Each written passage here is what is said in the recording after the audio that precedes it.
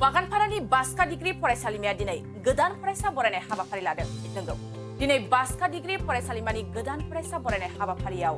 मेल बेखेवगिरि महरै बाहागो लानानै बिबुंथिनि गेजेरजों बिटिआर गोरोबथानि दफा बायदियै बिटिआरनि गंजि डिग्री कलेजखौ थाबैनो सरकारि गनायथि मोनहोगोन होनना फोरमायदों काथिराम बर'आ। फुंबिलिनि समाव फरायसालिमानि फिरफिला बिरहोनाय, जौस्रां बेखेवनाय आरो गोदान फरायसालिफोरनि सिनायथि लानाय बायदिसिना जानानै थाङो। सानजौफुनि 12 बाजिनाय लोगो लोगो नागेश नार्जा बर'नि मेल सामलायनायाव गेवलां मेल जिरायनाय जायो। गेवलां मेलाव मेल बेखेवगिरि महरै बाहागो लादों बिटिआरनि बुंथिगिरि काथिराम बर'आ। गाहाय आलासि महरै बाहागो लादों मसुलपुर फरायसालिमानि गोरायुं प्रियनाथ बसुमतारिया। लोगोसे बाहागो लाबावदों बागानपारा दख'रा एबसुनि आफादगिरि मनज बर', बागानपारा दख'रा आसुनि आफादगिरि मनजित दासजों लोगोसे गुबुन गुबुन गथुमारि आफादनि बिबानगिरि बिथांमोना बाहागो लायो। जोबथा समनि हाबाफारियाव हारिमु दिन्थिफुंनाय हाबाफारिखौ बेखेवगोन बिटिआरनि मावफुं सोद्रोमा राकेश ब्रह्मआ आरो हांख्रायनानै लाबोजानाय मुंदांखा देंखोगिरि निथामनि बर'आ मेथाइ रोजाबगोन। बास्का डिग्री कलेज बियो जोबोद माने मोनसे गोजाम कलेज आरो बे कलेजाव दिनै 33थि बोसोर गोदान फरायसाफोरखौ बरायनाय हाबाफारि बेवहाय जादों आरो बे गोदान फरायसाफोरखौ बरायनाय जे हाबाफारि बे हाबाफारियाव आं बेखेवगिरि आलासि महरै बाहागो लाफैदों। अदेबानि आङो बे फरायसालिमानि जे गभार्निं बडिनि बे गभार्निं बडिनिबो आफादगिरि आरो बे आफादगिरिनि बिबानखौ लानायनि उनाव थारैनो बे कलेजाव माखासे जिखिनि इनफ्रास्ट्राक्चार बे इनफ्रास्ट्राक्चारफोरनि जिखिनि माने जेंना बे जेंनायाबो एसे सुफुंजानो थांगासिनो दोङो। बेवहाय मोनसे एडमिनिस्ट्रेटिभ बिल्डिंनि थाखाय गोनांथिमोन। बेखे एडमिनिस्ट्रेटिभ बिल्डिंनि जिखिनि लुफुंनाय बे लुफुंनाय हाबाफारिया जागासिनो दोङो आरो 2023 आरो 2024 मायथाइनि जि बिटिआरनि रां बावजा बे रां बावजायाव सोलोंथाइ बिफाननिफ्राय बेवहाय जि फरायसाफोर बे फरायसाफोरनो थाखाय बेवहाय माखासे माने अडिट'रियामनि गोनांथि दोङो आरो बेवहाय लाइब्रेरिनि गोनांथि दोङो आरो बैखौ नोजोर होनानै बिटिआर सरकारनिफ्राय 1 कौटि रां बेवहाय मोनसे माने 1 कौटि रांनि मोनसे मा होननानै बुंदों आसुनि बेखौ बेवहाय होनाय जादों आरो बेवहाय नुदों दे नैबे जिखिनि फरायसाफोर बे फरायसाफोरा आगोलनिख्रुइ बेवहाय गोबां फरायसाफोरा बांदों आरो जि माने बिटिआर सरकारा जि बिटिआर सुक्तिनि जि 6.3 बे 6.3 बायदियै जि फरायसालिमाफोरखौ सरकारि खालामनाय जिखिनि माने दफा जि माने क्लज बे क्लजखौ बिटिआर सरकारा बेखौ मावफुंनो थांगासिनो दोङो आरो बेवहाय मिजिंथिदों जिखिनि नर्म्स बा क्राइटेरियाखौ बिटिआर सरकार बा सोलोंथाइ बिफाना बेखौ खालामदों आरो बेवहाय बास्का डिग्री कलेजा बेयो फैबाय थानाय समाव बियो मोनसे मोजां रादाब मोननो थांगासिनो दोङो, मोनसे मोजां रादाब मोननो थांगासिनो दोङो आरो बे बास्का डिग्री कलेजानो जोंनि नैबे बरमानि नलबारिनि साहा ओनसोलनि मोनसेल' माने गोजौ सोलोंथाइनि बियो फसंथाइ आरो बे हिसाबै बिटिआरनि गाहाय मावफुं सोद्रोमा प्रमद बर' बिथाङाबो बे कलेजाव फैखांबाय आरो बे हिसाबै बिथाङा बे फरायसालिमानि सोमोन्दै जोबोद मोजाङै बिथांनियाव गोसोआव हाबनानै दोङो आरो बै हिसाबै बिथांनि जिखिनि मोनसे नाजानाय बे नाजानायाव नैबे बास्का डिग्री कलेजजों लोगोसे जायफोरा क्राइटेरियायाव गोरोबनाय जिखिनि कलेजफोर दोङो बे कलेजफोरा थाबैनो सरकारि जानो थांगासिनो दोङो 10 खान फरायसालिमाफोरा। बेवहाय बिटिआर सरकारनिफ्राय जेसेबां माने नांगौ बायदियै माने इनिसियेटिभ बे इनिसियेटिभखौ लानांगौ आरो बे इनिसियेटिभखौ लाबाय थादो गमामायैनो आगोलनि जिखिनि सरकारफोर बे सरकारफोरा बेसेबां माने इनिसियेटिभ लादोंमोन बे आलादा खोथा, खिन्थु आथिखालाव प्रमद बर' दैदेननाय जि मोनसे सरकार बे सरकारखौ आं नुनो मोन्दों दे बेवहाय जिखिनि जेंनाफोर दोङो बे जेंनाफोरखौ फोजोबस्रांनो थाखाय बेनि सायाव नांगौ बायदि जि मोनसे गरन्थ बे गरन्थखौ लादों आरो जिखिनि जेंनाफोर दोङो बे जेंनाफोरा थाबैनो सुस्रांजानायनि लामायाव थांगासिनो दं। सार खोनानो मोनदों बेनि गेजेराव जे बाक्सा कलेज बेवहाय गोलैगोन गोलैया बेनि सायाव नोंथाङा मा बुङो? ना बेयावथ'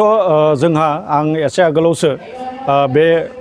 बास्का जौमा फरायसालिमानि गोरायुंजों आङो सावरायदों दा बेवहाय जोङो जिखिनि बिटिआर सरकारा जिखिनि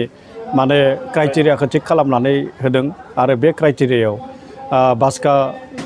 जौमा फरायसालिया बेवहाय माने गोग्लैयो आरो बे हिसाबै फैबाय थानाय समाव जि माने बाक्सा माने डिग्री कलेज बे बाक्सा डिग्री कलेजा मोजां रादाब मोननो थांगासिनो दङ होननानै आं बेनिखायनो बुंदों दे बियो मोजां मोनसे रादाबखौ मोनगोन आरो बियो जोंनि नलबारिनि साहा ओनसोलनि जि मोनसे बर'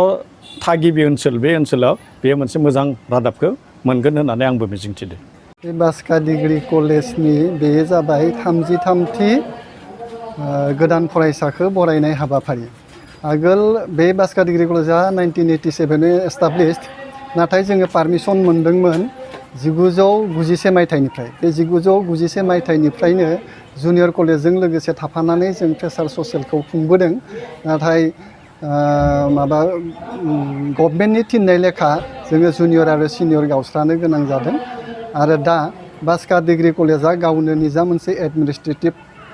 गोहो लानानै बाक्सा डिग्री कलेजखौ खुंगासिनो दं। दा दिनै बेयो फैयै फैयै 33थि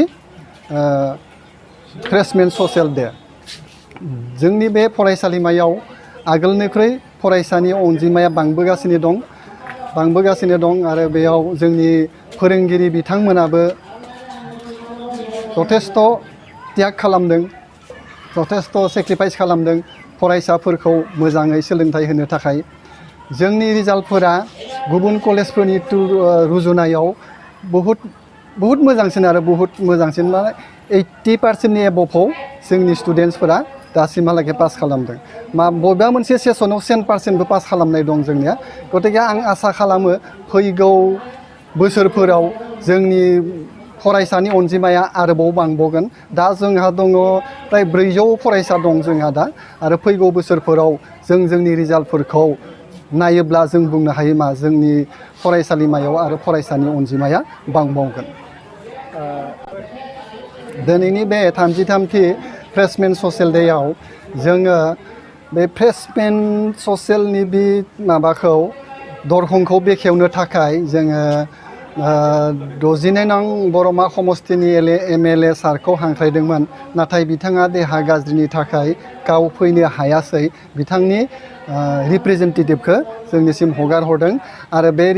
रिप्रेजेन्टेटिभआ सम बायदियै गथ'फोरनो बे लांगोनाखौ बेखेवनानै होलांदों। बेनि उनाव गथ'फोरा बे 2 घन्टा गावसोर इन्टारेक्सन खालामबाय आरो इन्टारेक्सन खालामनायनि उनाव 12 बाजिनिफ्राय जोंहा गेवलां मेला जागायदों। 12 बाजियाव गेवलां मेलखौ बेखेवनो थाखाय जोङो BTCनि बुंथिगिरि आरो बे फरायसालिमानि आफादगिरि मानगोनां मुस्रि कातिराम बर' सारखौ जोङो हांख्रायना लाबोदों। बिथाङा जोंनि बे हाबाफारिखौ बेखेवनानै होलांबाय आरो जोङो चिफ गेस्ट हिसाबै हांख्रायदोंमोन बड'लेण्ड इउनिभार्सिटिनि एकाडेमिक रेजिस्ट्रार डक्टर मन्जिल बसुमतारी, नाथाय बिथाङा अफिसियेल खामानिनि थाखाय बिथाङा दिनै बेयाव नुजाथिनो हायाखिसै।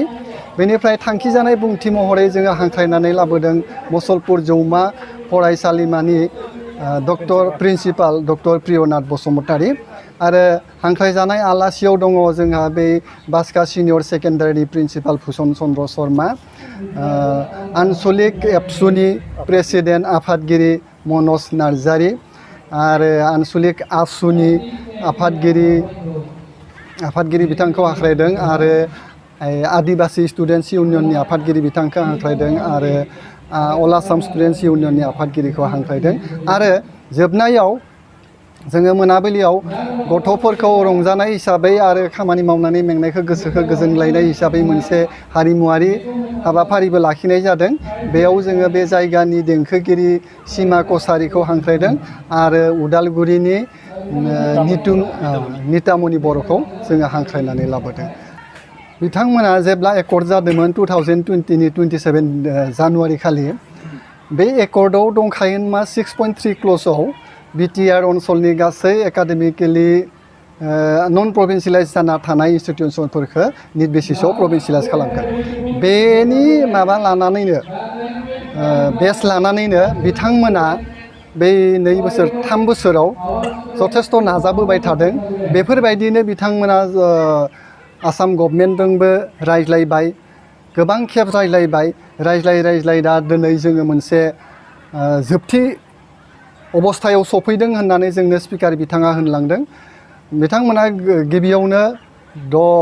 गंजि फरायसालिमाखौ प्रभिन्सियेलाइजनि बाथ्रा बुंदों आरो बे फरायसालिमाखौ लानो थाखाय बिथांमोना मोनथाम क्राइटेरिया फिक्स खालामदों होननानै मिथिनो मोन्दों बे जाबाय एस्टाब्लिशमेन्ट सिनियर बेसिसाव आरो फेकाल्टिखौ नायगोन बेसेबां फुलफिल आरो लोगोसे एनरलमेन्ट बेफोर गासैयावबो जोंहा बे बास्का डिग्री कलेजा फुलफिल जाखानायनो दं गतिके आसा खालामो गतिके बिटिआर सरकारनि बे नाजानाया जोंनि बे भेन्सार जानानै दासिमहालागै गोग्लैनानै थानाय फरायसालिमाफोरखौ जथेस्थ' हेल्प खालामगोन आरो जोङो बिटिआर सरकारनि सायाव जथेस्थ' आसाबादि जोनोम सान आरो गुबुन गुबुन गाब गोनां बुब्लिफोराव खुगा गोदै खालामनो जों लुबैयो केक नंगौ जोनोम सान आरो बायदि गाब गोनां बुब्लिफोराव नोंथाङाबो लुबैयो केक मोनफ्रोमबो बुब्लियाव केकआ बयखौबो मुहिहोयो आरो देहाखौ थाजिम मोनहोयो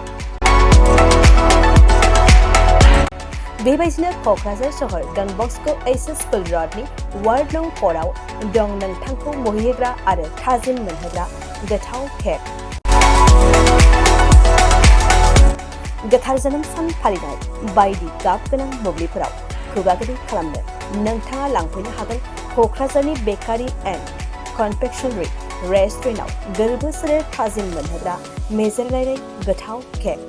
बे गोथाव मेजेरनां केकखौ जानो लुबैदोंब्ला थोंजोङै मख'नाय थंआव थांनाबो लायनो हागोन आरो बिथांमोननि होखानाय 767601351888 8860607313 आरो 8800766409 जानबुं अनजिमायाव सुलादाना बुकिं अर्डारबो खालामनो हागोन अब्ला माखौथो नेना थाखो जोनोम सान आरो गाब गोनां बुब्लिनि थाखाय दानो अर्डार खालाम बेकारि एन्ड कनफेक्शनारि रेस्टुरेन्टआव केक